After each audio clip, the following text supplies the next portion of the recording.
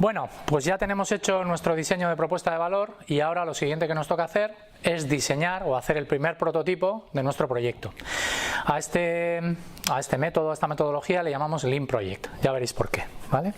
Si recordáis el ejemplo de WhatsApp que utilizamos, en el que hicimos el diseño de propuesta de valor, suponiendo que éramos los emprendedores que desarrollaron WhatsApp, llegamos a la conclusión que tenéis en pantalla y hicimos toda la identificación de dolores, beneficios, etcétera, y tras esta conclusión, ahora lo que tocaría es, si fuéramos esos emprendedores, cómo haríamos nuestro primer prototipo o diseño de proyecto. Bien, vamos allá. Vamos a ver en qué consiste. Tiene este aspecto en términos de diseño, ¿de acuerdo? Y tiene una serie de bloques. Lo primero que tenéis que tener cuidado es que los números es importante seguirlos en el orden en el que están. Es decir, que primero hay que hacer los números 1, después los 2, después el 3, etcétera, ¿vale? A pesar de que no sea lo intuitivo de escribir de izquierda a derecha que normalmente hacemos. Entonces vamos a ver qué significa cada bloque. El primero de todos es la visión del proyecto. Este apartado es muy importante y es cierto que no se le da la importancia debida muchas veces. ¿Qué es la visión del proyecto con V? La visión del proyecto es dónde idealmente va a estar vuestro proyecto una vez que consigáis el éxito que perseguís. Dicho de otro modo, el estado futuro ideal de vuestro proyecto. Si os fijáis, tiene que tener una serie de indicadores o de variables importantes que las tenéis aquí reflejadas, pero hay una muy importante y es que tiene que tener algún nivel de cuantificación o datos. Es bastante habitual encontrar visiones de organizaciones, de proyectos que no tienen datos. Es impensable decir que estás desarrollando una visión si no le pones datos y un horizonte temporal. Es decir, tienes que decir que en X tiempo vas a estar en X sitio, en X estado, vas a haber conseguido algo, etcétera. Y por eso colocamos a la visión y a los KPIs, a los indicadores clave de desempeño, con el mismo número, porque tenéis que construirlos a la vez, la visión con los KPIs. Vamos a continuar. Lo siguiente, que raro, ya sabéis de memoria esto, lo más importante que tiene cualquier proyecto y que además lo sentimos, pero es que es importante, lo vamos a repetir más de una vez, es el dolor o el problema que resuelves de tus clientes. Por lo tanto, este es el apartado 2, porque es lo siguiente relevante que tenéis que dejar cubierto. Si recordáis, en nuestro ejemplo de WhatsApp, simplificado, era el coste del SMS, es el gran dolor que consiguió resolver WhatsApp a sus clientes. Lo siguiente, que es raro también, la propuesta de valor, que viene del diseño que hicisteis en su momento, ¿de acuerdo? Que es lo que hacéis de entrega de valor a los clientes para resolver los dolores o problemas que tienen. ¿En qué consiste? Ya lo sabéis porque lo vimos en el diseño de propuesta de valor.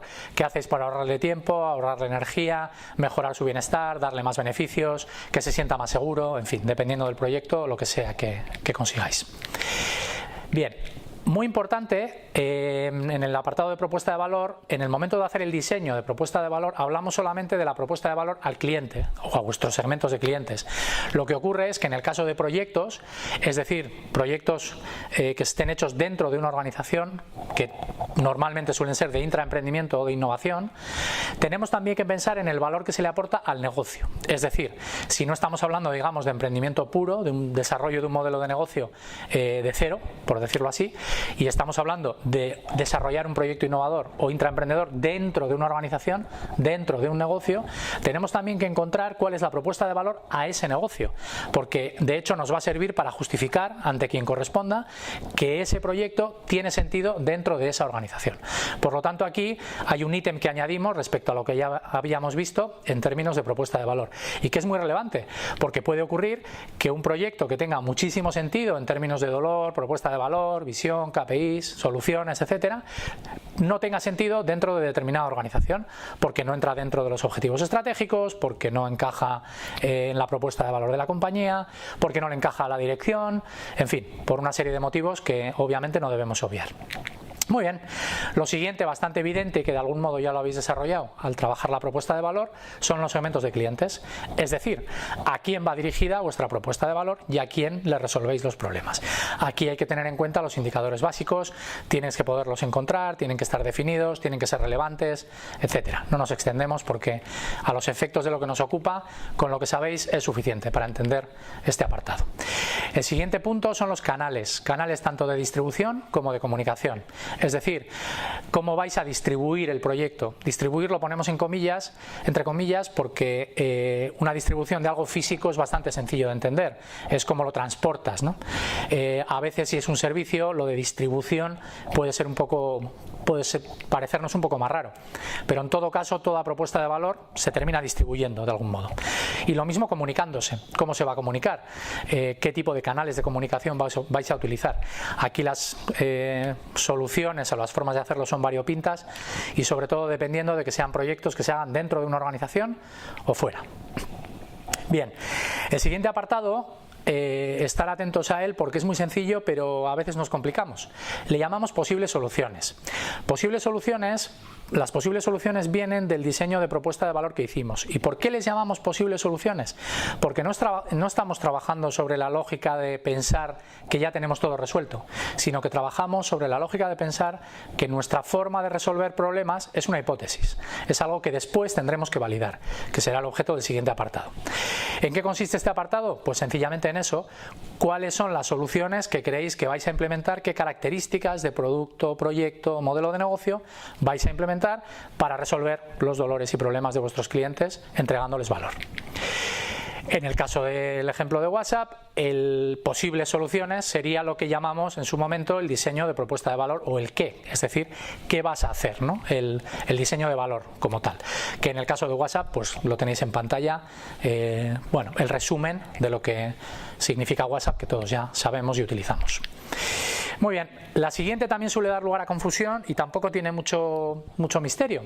Consiste en que todo aquello que tengáis que implementar que no sea en sí mismo la solución de modo directo y que el cliente vea, pero que es necesario para que vuestro proyecto funcione.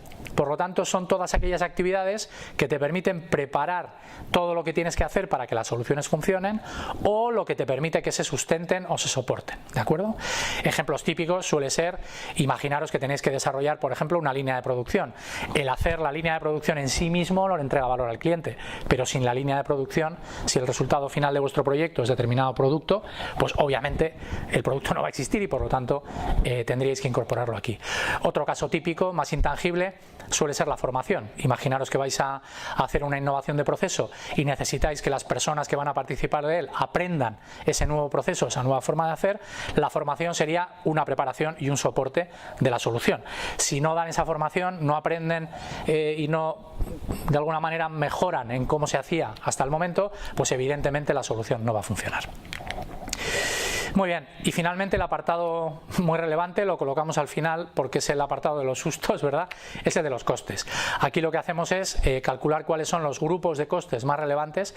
Todavía no es momento de cuantificarlos, pero bueno, si tenéis ya una cuantificación previa, estupendo. Ahora es más la idea inicial en términos de prototipo, de diseño de vuestro proyecto, que es de lo que estamos hablando, al menos tener identificados cuáles son las partidas más relevantes o los ítems más relevantes en los que vuestro proyecto necesita gastar o invertir. Y ya lo tenemos, con esto tendríais diseñado vuestro proyecto y nos iremos enseguida al siguiente apartado.